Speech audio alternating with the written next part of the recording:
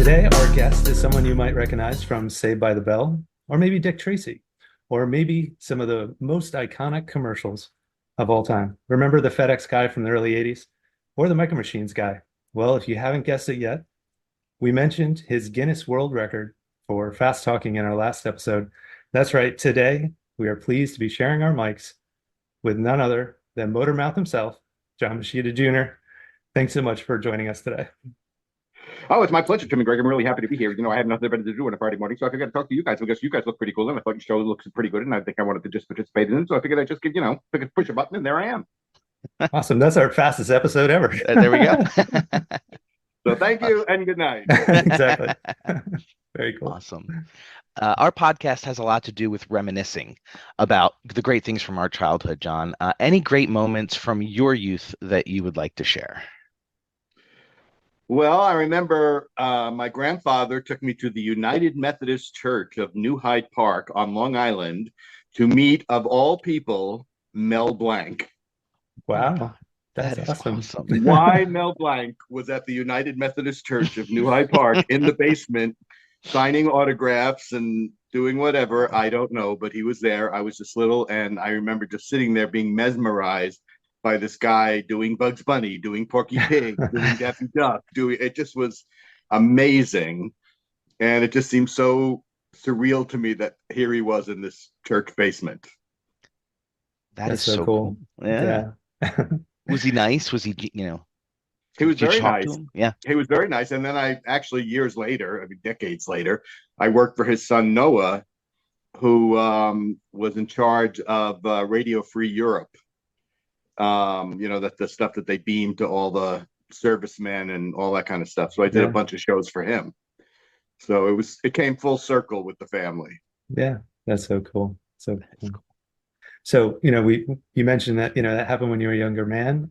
I saw that you first got interested in the career that you have sustained all these years when you're around 12 years old. And I saw some little details about that there was a fundraiser and there were a lot of different ideas you had about, maybe riding a roller coaster or something like that to break a world record. Can you kind of speak to that?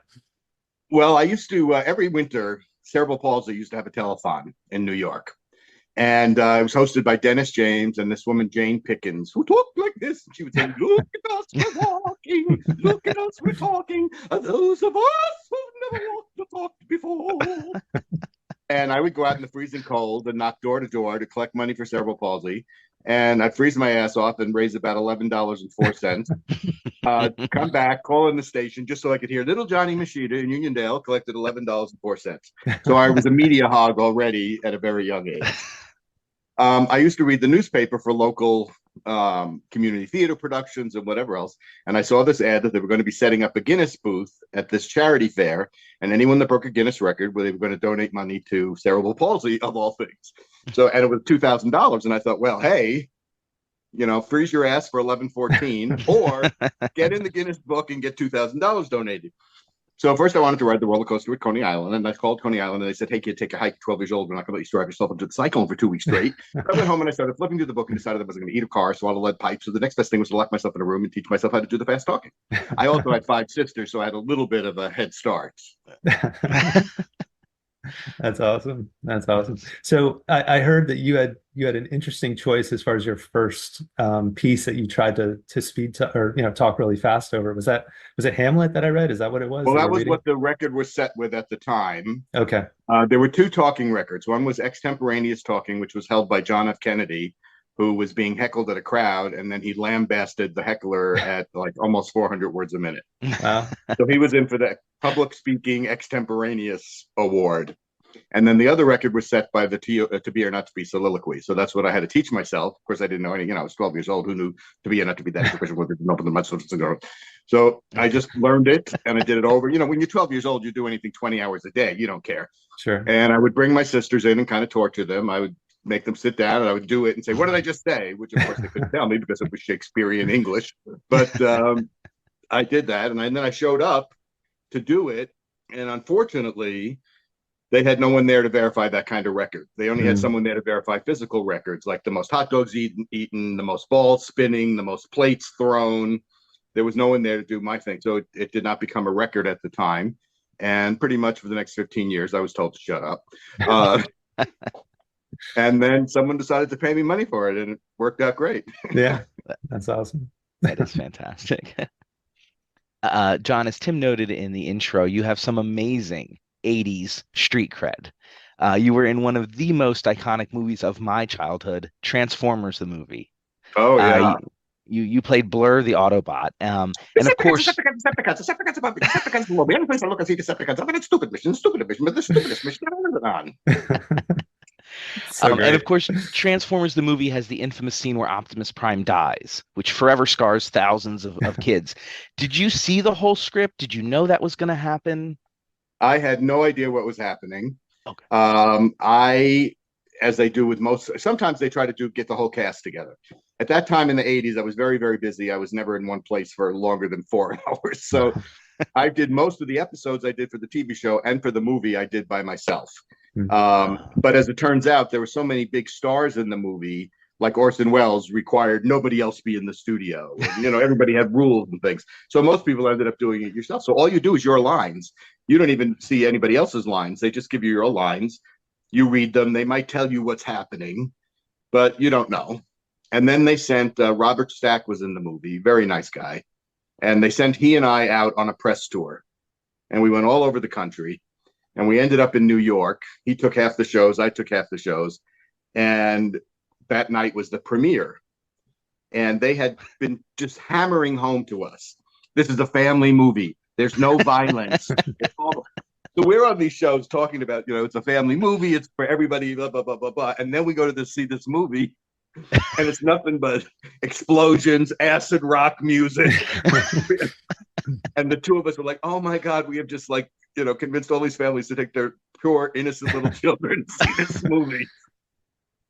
Oh, that's so funny. That's awesome. So you mentioned that most of it was done sort of, in isolation. You weren't necessarily with, the actors and stuff like that, but were there any times where you, were with some actors, maybe your first time? Well, for the daytime, for the TV version, I got to do several of the episodes with the whole cast, and that was great. Because you're sitting there with Dick Gaudier and Roger C. Carmel and Scatman Crothers and, just these amazing people, and talking about your struts melting. I mean, it was great. Yeah. Everyone, it was really fun. And I was always upset when I had to miss one of the group sessions, because it just was like, whatever. And then the Transformers animated, the next version that I did several of them in the studio as well, but that was that was Mark Hamill and, Peter Isaacson, and just a bunch of really great people in that one too. And that was fun. And that was 2 minutes from my house, so that made it even nicer. Yeah. Now, did you ever have any starstruck moments where you met Mark Hamill or someone like that, and you were like, "Oh, this is awesome," or were you always sort of it just felt the only person that I really got starstruck with, where it just I was gaga, was I did a singing, dancing number on the Emmys with commercial people. It was Josephine the plumber and the Chow Chow Chow lady and all these, the Maytag repairman and all these people. It was a nightmare, but we did that. And that year, Lucille Ball was getting a Lifetime Achievement Award. Yeah. And she was known to be a little bit on the fussy side. And they had built her a little separate area backstage, and they weren't letting anybody go in there. And she and I have the same birthday. And out in California, there's one of the local channels, Channel 5 KTLA, on August 6th, they run 24 hours of I Love Lucy episodes. So I used to spend my birthday when I moved to California by just laying on a couch, doing what you do when you lay on the couch, and watch reruns of I Love Lucy. So I managed to sneak into this little area where they had her. Yeah. And I went up, and I was nervous as hell because it's, Lucille Ball. And I introduced myself, and she looked at me and she said, "Oh, aren't you sweet? And you know what? I just loved you when you were on." And then she named 6 things she had seen me on. And oh my God, I was like, "Oh, Lucille Ball, that's who I am. I've made it." Oh, that's fantastic. I love that. Cool.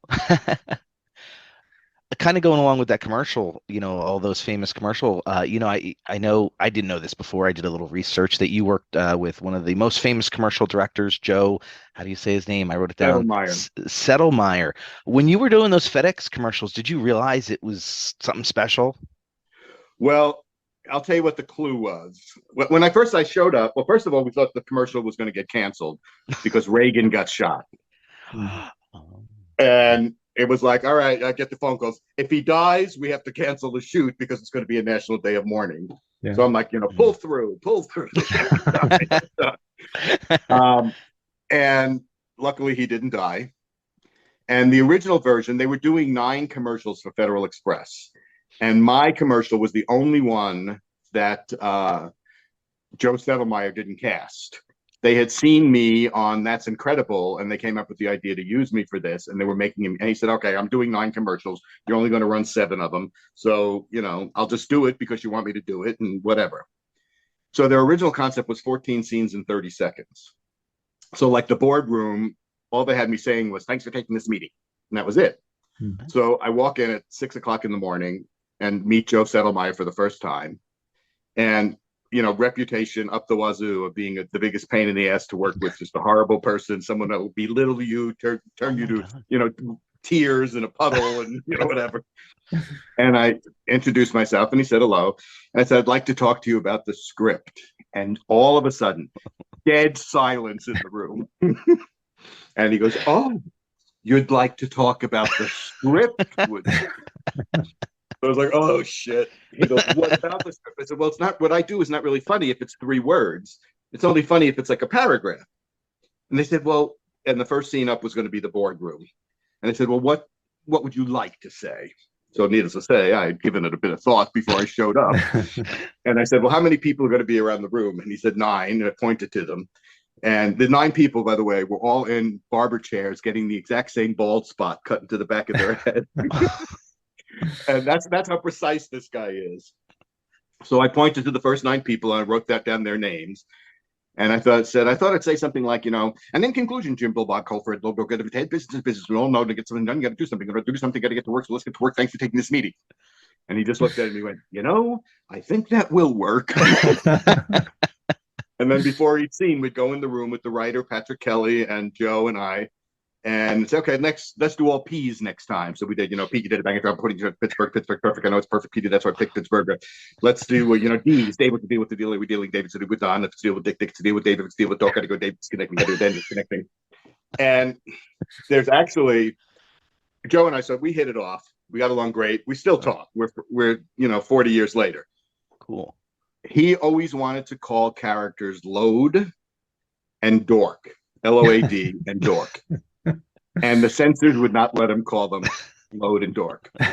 So at the boardroom, we have Jim, Bill, Bob, Carl, Fred, Load, Dork, Adolf, and Ted, which nobody caught. Then at the end, we're finally getting to the question you asked. In the very last scene, we did the very last scene that day was Pittsburgh's Perfect. The Pittsburgh Perfect guy couldn't say Pittsburgh Perfect on time. It took 65 takes. We didn't end up finishing the commercial. No one from the ad agency is allowed on his sets and whatever. Next morning, we showed up and there's like 50 people there. Everybody taking credit for the commercial. So we're like, we must have been doing something right yesterday. Yes. They were all here today. So all we had left was the last scene at me at the desk on the telephone, going, Dave, what's the deal with the dealing? Are we dealing? Dave, what's the deal with Don? What's the deal with Dick? And, okay. And then they lean back and a package comes across. Well, then in typical Madison Avenue bullshit style, should we do a envelope? Should we do a big box? A little box? A small box? Should we have the tube? Do we want to see the person's hands? Do we not want to see the person's hands? Do we want to see the box? So I did 24 or 26 takes perfectly without making a mistake, with them coming in with different boxes and whatever else. And Joe says to me, what are you, like a machine? Don't you ever make a mistake? I said, you want a mistake? I'll give you a mistake the next time. So I said, David's a dork with Dick, Don, and Duck. And that's the take he put in the commercial. I told that story on the Today Show, and all of a sudden, all the networks wanted to pull the commercial. I said, Load and Dork, and David's a dork, and, but they ended up leaving it on because I guess they figured it would already been running for months. And nobody complained. Yeah. Oh my God, that's fantastic. Yeah, so great. So obviously on the heels of the FedEx commercial, which has won tons of awards and is, it's just an amazing, iconic commercial. I think Um, it's to this day, it's still the most award-winning commercial in the history of advertising. yeah, I saw that as well. It's incredible. And to have, to be the main part of that entire commercial is just phenomenal. But that obviously was a springboard to, and I'll hold a couple up here from our youth, the little micro machines. I've got a whole collection of Introducing the them. most miniature motorcade micro machines ever, all smaller than a nut. Not this one, this one. Remember, if it doesn't say micro machines, it's not the real thing. Not the real thing. That's right.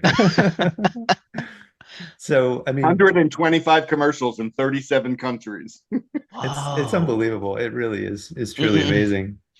So with all those commercials, it was well over 100 that you did, right, for micro machines. Yeah, 125 that aired. We Were would there go in every January. It was great because I would work like 4 days in January and then not have to work the rest of the year. And we would go in and they would have all the product line that they were going to try to sell at Toy Fair in February. So we'd do like 25, 30 commercials. And then they would take them to Toy Fair and some of the toys would sell and some wouldn't. So of the ones that actually aired was 125. So of all those commercials, were there ever any that, like, when they kind of gave you the script of what they were going to have you do, were there ever any that you were like, oof, that doesn't seem Well, like a lot of one fun? was Or we filmed in a sound stage that had no heat. It had air conditioning, and it was January, and it was very cold.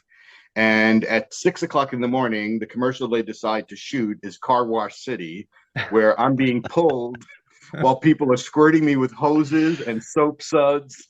And it's like, 30 below zero in the studio. I was like, this is not, and I couldn't see I had to read the teleprompter because there's too many words. And I couldn't see the teleprompter because they kept shooting my eyes with the foam and it took forever. And I was just like, ugh. But the rest of them were fine. I mean, I flew in one of them. That was fun. They put on this bald wig for me. was that the Which was fun. highway The warrior? highway Was that fireman. with the yeah? And what was really weird, so many of the commercials have my hand out like this, and then they have the stop motion with the cars. Well, I can't stand there and hold my hand. So they made a mold of my hand, which was on a C-stand in the studio. No way. You walk in, and there's like your hand is like over here. That's so wild. Did you get to keep that? Did you get the hand? I did you- not. I did not, unfortunately, because they had to, in case they had to do any reshoots or whatever, they had to keep my hand. Yeah. And they only made one of them, but it looked exactly like my hand. You wouldn't know the difference. Now, did they give you, like, do you have like a massive collection of micro machines? Like, I got one of everything, which I have 9 nephews. So I sent them to my sisters in New York. And I just kept a few I have a couple here. yeah.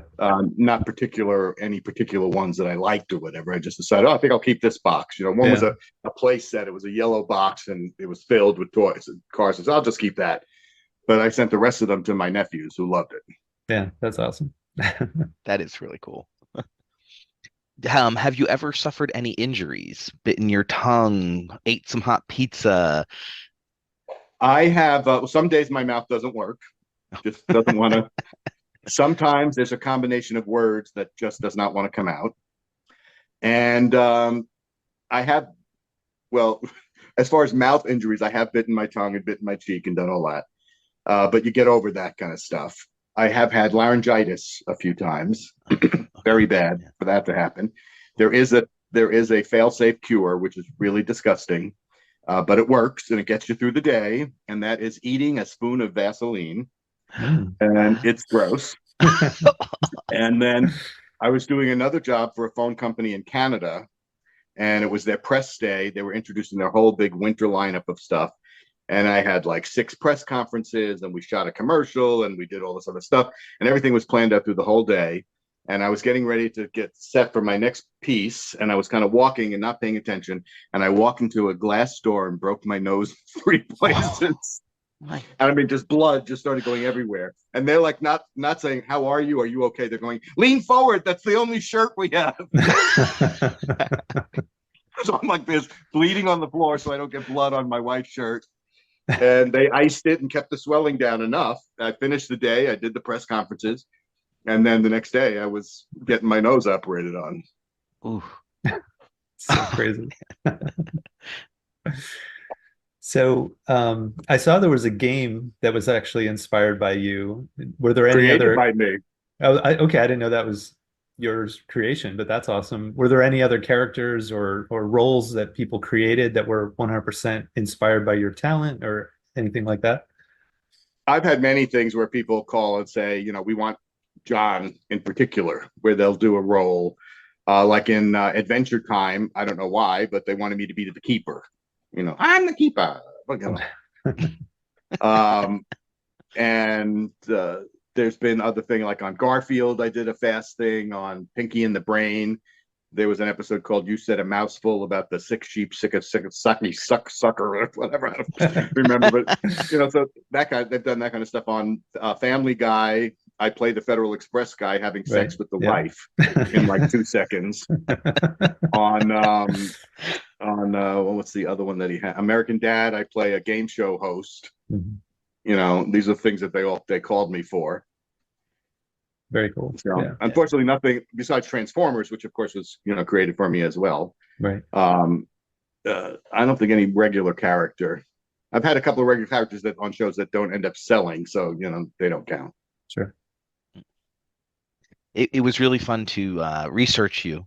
And I came across a video on YouTube, right? And it was your the scene you did in Sesame Street, and talk about unlocking a core memory. I was like, oh my God, like you're just like, oh my gosh. And that was just so funny, still made me smile.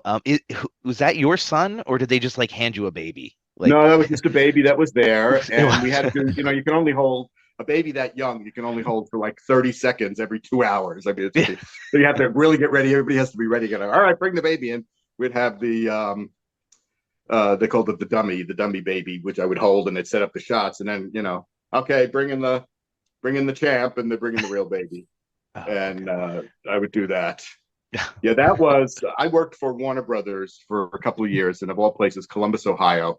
They had the world's first two-way interactive cable system called Cube. And I was a producer performer. Nickelodeon did all their shows there. I was one of the first shows on Nickelodeon. I had my own show called Nickel Flicks, which was also not only one of the first shows to air, it was the first show canceled. So that didn't work out too well either. It was like me. I played like a Sydney Greenstreet character in this big rattan chair, doing wraparounds for cliffhangers. Well, Nickelodeon's big thing was no violence, no whatever. Well, cliffhangers are all, someone's getting shot and going over a cliff, and so it wasn't exactly, they got a lot of slack for it. So that's why it wasn't because of me that the show got canceled. It was because of what the show was. But so I worked for a couple of years in Columbus, Ohio, and there was a point to all this, which I will remember probably at some point. But it seems in my senior moments, I'm 70 now, so things don't last that long. Well, not quite. I got a month before I turn 70. But we were talking about something that made me think about Ohio and the Sesame Street. No. Oh yes, you're absolutely correct. One of the guys I worked with in Ohio was the head writer for Children's Television Workshop. And he came up with those bits. And he also came up with, they had these, the show was called MathNet Adventures. It was a takeoff of Dragnet. And I played an insurance embezzler, Johnny Dollar, and his mother. So I was in drag on the show. And it was a movie. It was like, a full movie that they ran on PBS for schools and stuff. It was the case of the purloined policies. And that was good. But he was so funny. He wrote my favorite line, and it's just not that there's anything so special about it, but to me, it was my favorite line I ever said in the commercial. And that is, "If I was you, and I'm glad I'm not, because then we'd have to share our clothes." If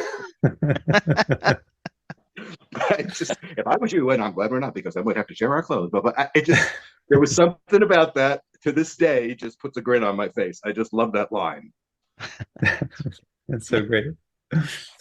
So John, we all know you from all your commercial work and your movie and television work, but when you're not working, which seems like you have been prolific over all these years, working all the time, is there anything that's like your favorite pastime, your thing that you do when you're not working to just kind of relax and enjoy your time? Well, I love being in plays. I love doing plays. Oh. That really just thrills me to death. I used to, when I lived in Manhattan, I would see every show on Broadway. and just go all the time. And that's always what I wanted to be. And I would audition for Broadway shows. I never got to do one, but I did some off-Broadway shows. So I like to, for most of the 80s and 90s, I couldn't do any out here because you have to, it's a commitment. It's months and months and months, you know. You rehearse for a month and then the show runs for 6 months or whatever. So I couldn't do it because I wasn't in town that much. But now that things have slowed down a bit, I've done about 9 or 10 shows. I'm going to do decades ago, I did Music Man, which is why I did You Got Trouble for my world's record. Right, yeah. Because I had played that character and I knew it. Mm-hmm. And now I'm going to be in the summer, I'm going to be in a production of Music Man, but I'm going to be, of course, not playing the Music Man because I'm too old. I'm going to be playing Mayor Shin, which will be fun. Yeah, that's awesome. Very cool. And I also go to theater a lot and I go to movies and, you know. Any I'm sorry. Any recommendations of movies you've seen recently for well, for serious, I saw Cabrini. That was really good. For stupid, just nonstop, are you effing kidding me? This is what they're going to do now. Ridiculousness. The latest Godzilla one. They had the Godzilla one just a couple of months ago. That was great. A Japanese one. That was, I was sitting there going, oh my God, I'm like crying. It's a Godzilla movie. Yeah. But then this last one that they had, I don't even remember they're all kind of meld together. Yeah. They just kept pulling monsters out of their ass. I mean, all of a sudden now it's Godzilla, now it's King Kong, now it's Mothra, now it's Garthra. I'm like, are you kidding me? Come on already. But it was fun. I saw it in IMAX in a 4D theater, so the sheets were shaking and doing all that stuff. Cool. Yeah. So it was, totally ridiculous, but a lot of fun. Very cool. Nice. Very cool. I did just see on Broadway the Harry Potter Cursed Child, which Isn't that great? It was so good. I really enjoyed that. How they do that time shift effect. Amazing. Yeah. Amazing. It's like I was hemming and hawing about seeing it when it was, 412 hours long. And then because of COVID, they closed it. And they decided, well, we got time on our hands. Let's do some editing. And instead of making it an 8-hour event, we'll make it a 4-hour show. And they didn't lose any of the magic. They kept all the magic in there. And I saw the 4-hour version and I didn't feel like I didn't have a whole story there. I felt I knew everything they were talking about. So it worked out great. And the effects were great. The magic was great. And that time shift effect It was like, how did they just do that? My mind is just blown. And then they do it like 4 times. And it's amazing. It was great. I really did enjoy it. So that was the most recent one I saw. So I thought I'd ask if. Oh wait, no, that's not true. I did see Wicked, which was really good too. Yeah, Wicked and I have a long history. I was supposed to be playing what I was put up against the guy who was playing the wizard. And they wanted him to renew his contract, and he was holding out for more money. So they offered me the part, and then went back to him and said, well, you want to go? We already have, so-and-so lined up and blah, blah, blah, blah. And then they called me and said, no, he's staying. You're not doing it. And then they wanted me to go on the road, and I can't do that anymore. I spent 20 years in a hotel, and I can't, I'm not going to do 2 nights in Duluth. It's not happening. So then they got mad at me, and then they would, tease me occasionally over the last 15 years about going back to do it. But I would have loved to play the wizard because it's like the easiest. It's a piece of cake. You walk on Act 1, you have like one scene, you sing a song that's 35 seconds long. Act 2, you sing a song that's 1 minute and 45 seconds, and then you're in like the last scene, and that's it. And the rest of the time, you're playing video games on your telephone and you're dressing it. So. Oh, that's funny. And it still may work out at some point. The wizard can be any age; it doesn't matter. And then on stage, you can't tell the difference anyway. True. As long as I'm not in a wheelchair or need a cane, I should be okay. I'll ask another question if you don't mind. When I was looking at your biography and all the stuff you've done, it's interesting. You would think that you would like be an auctioneer. Have you ever done that? I have. My grandfather was an auctioneer. He used to auction tomatoes and watermelons for supermarket chains in New York down at the Fulton Market. I went with him several times. I have done. I've raised over $25 million doing charity auctions where I volunteer my time at benefits and things like that. That's incredible. And then do the live auction at the benefits. And the LA Times said no one can suck more money out of a room than John Moschitta Jr. That's a newspaper clipping you want, Yeah, right? yeah. And I did a pilot for a show which didn't sell called The Auctioneer. Oh, And it was about an auctioneer who takes a rapper. I played the auctioneer under his wings, and I did have to do regular auctioneering in the pilot. Um, and it was Bubba Sparks. Do you know Bubba Sparks, the rapper? Okay, He yeah. sounds was familiar. yeah. Well, I didn't know who he was. I mean, I know who he is now because of the show with him. But Yeah. rap music I don't listen to. But yeah, he was kind of he was the star in me, and we filmed it in Tennessee, Nashville, and I had to do regular auctioning. But other than that, I did a wine auction one time for charity, which was a pretty straightforward. It wasn't like a fun auction, you know. I didn't know what I was getting myself into. Believe me, it was like 700 bottles of wine I was auctioning, Oh. and it was co-hosted by Zsa Zsa Gabor and Sally Okay. Struthers. Wow, Oh they my seem god! like a fun pair. Oh my god! Zsa Zsa lived around the corner, and she would leave because my sections would be like 45 minutes, and then they would come on and do some stuff, and then I'd do another 45 minutes, and Zsa Zsa would go home and change, and then come back again. And it was for a charity that dealt with kids with cancer.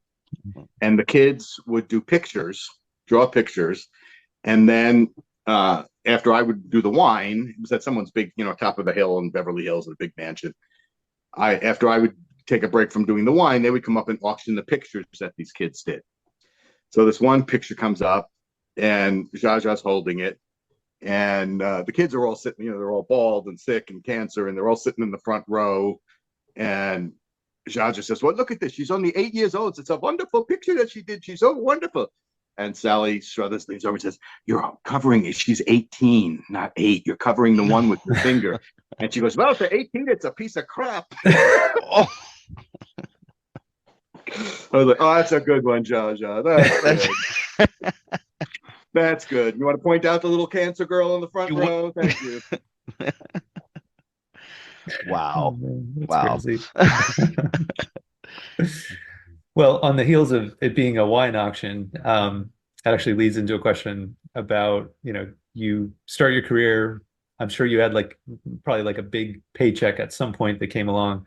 Did you have like a big splurge of like a really good bottle of whiskey or wine or a new car or something like that that you kind of went out and did something I big did that a you lot would? of traveling. Okay.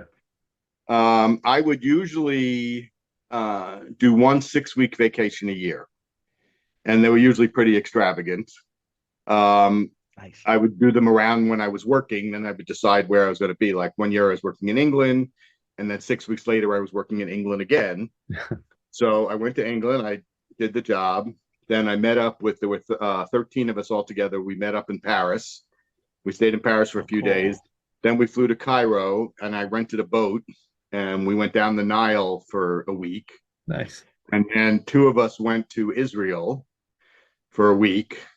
And then I rented a house in Corfu, Greece, right on with a boat and a lake and whatever. Yeah. And 6 of us met up there again and stayed there. And then I went back to London. So I did a Africa trip where I was in Africa, went to Tanzania, Zambia, Zimbabwe. I river rafted the Zambezi. I gorilla trekked. It was great. It's truly incredible what a 12-year-old's aspiration to to learn to speak fast has done. I mean, it's incredible, Crazy. Yeah. Crazy. What a country, isn't it? What his name is? Yeah. What a country. Yeah. It's crazy. People say, "You do what for a living?" I talk fast. You do what for a living? So great. Oh. Any advice or pointers for a kid that wants to talk fast? I mean, just practice. What would Well, any? just practice. The really important thing is diction. It doesn't matter if you're going fast or slow. If people can, if there's lots of slow people that have no diction, you can't understand what they're saying. So you really, just have to practice your diction, and then, it comes faster. Bell Laboratories in New Jersey did a study and found that most people can talk 9 to 11 words at an accelerated rate before their speech machinery begins to malfunction. So they at one point had wanted me to get hooked up to electrodes to find out why I could go longer than 11 words. But I never agreed to do that. And, now there's lots of rappers and things like, I listen to the rap and I think it's great. They go really fast and do whatever, but I can't understand really what anybody's saying. So the editor of the Guinness Book, who's no longer the editor of the Guinness Book, there were several people who just made my life miserable trying to beat my record all the time, and they weren't good. And it was just got to be nasty and stupid, and I ended up looking like an asshole some of the time, which was really bad. So but he always said that I was really, as far as he was concerned, the only one he could understand. And if you can't understand anyone, now for TV, for the record, you do 11 words a second, but for TV, I'm only doing, if there's visual reinforcement, 6 to 8 words a second. And if it's just like a radio commercial, just 4 to 6 words a second. So, it's a lot slower, and you could be a lot more clear. So I would just say, people should practice tongue twisters. She stood on the balcony, inexplicably mimicking him hiccuping and amicably welcoming him in. Or Papa Dada, Mama, Mama, Da Da Da Da Da, Baba, Baba, Mama's a me, Mama, Daddy's a daddy, baby's a bad baby, Mama's a me, Mama, Daddy's a daddy, baby's a bad baby. La la la la la. Jeez. There's the sound of peanut butter, pickle peppers, of course. My board game was all tongue twisters. It was called Motormouth, and it was all tongue twisters. You had rubber lips and a timer, and you get past the rubber lips, and you have to pick a card and say the tongue twister before the timer went off. So it was like hot potato, but talking fast. Yeah, that's great. We play a lot of games on our podcast. I think we're going to have to add that to our collection. We'll have to go. It's really a fun game. They made two bad things happened with it.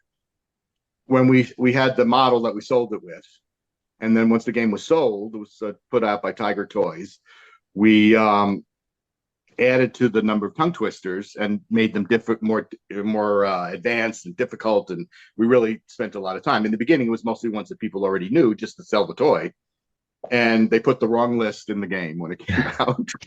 So that was number one. And number two, it was released in the worst retail toy year in the history of the toy business. So it's when Toys R Us were going bankrupt and nobody was shopping and nobody had any money.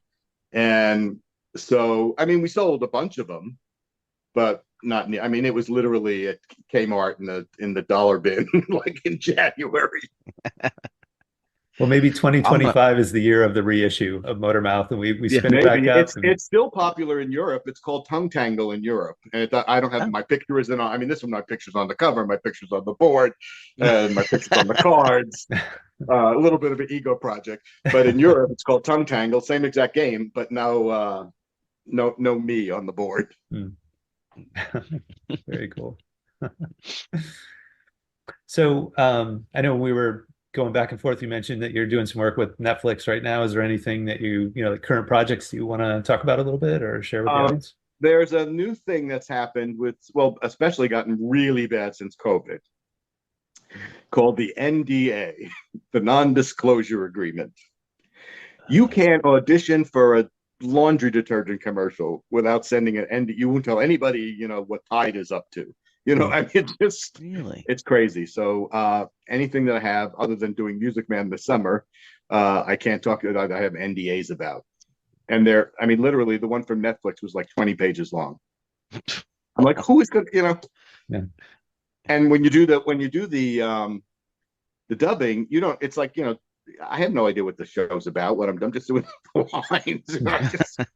I don't, who am I telling what? I don't even know what it's about,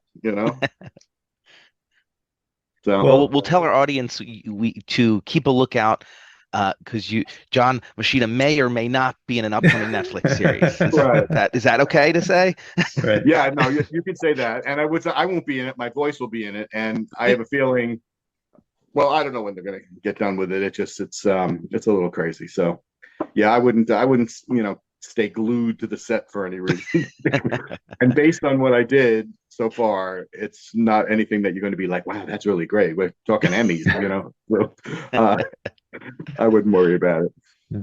Well, Greg and I are writing a screenplay, so we'll be sure to cast you with a major role in our screenplay. So, well, that would be great. Joe Settlemeyer wanted to do a feature. He wanted to go into features, and he wrote a feature.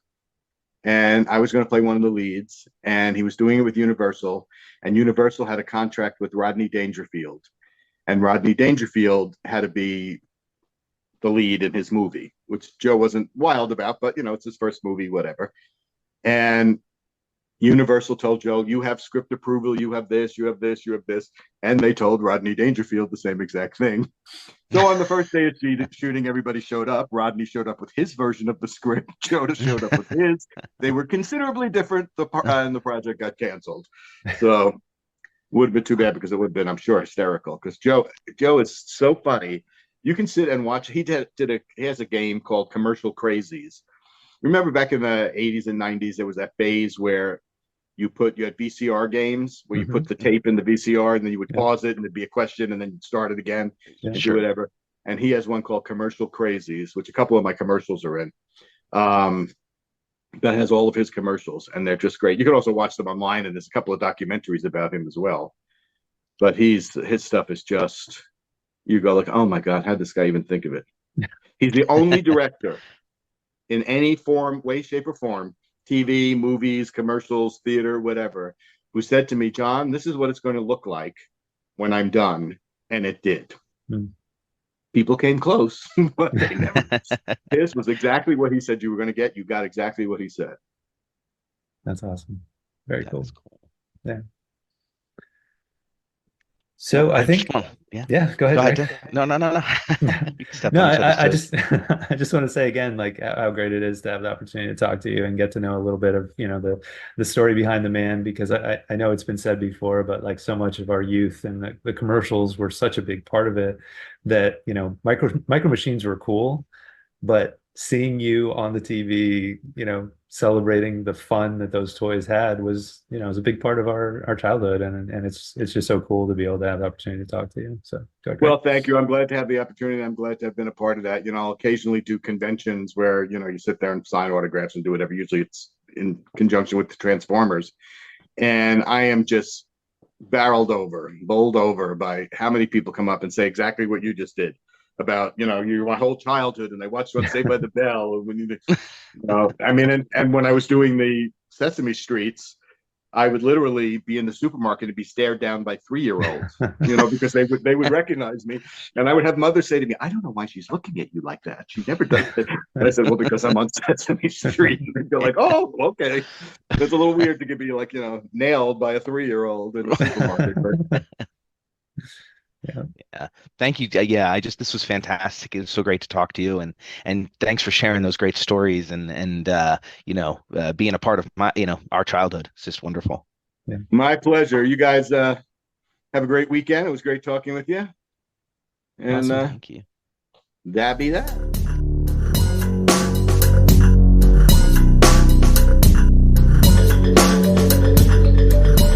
Tim, did you know that listeners should like, review, and subscribe to the Latch-Key Dads podcast? No. But now I know. No, he's up about it.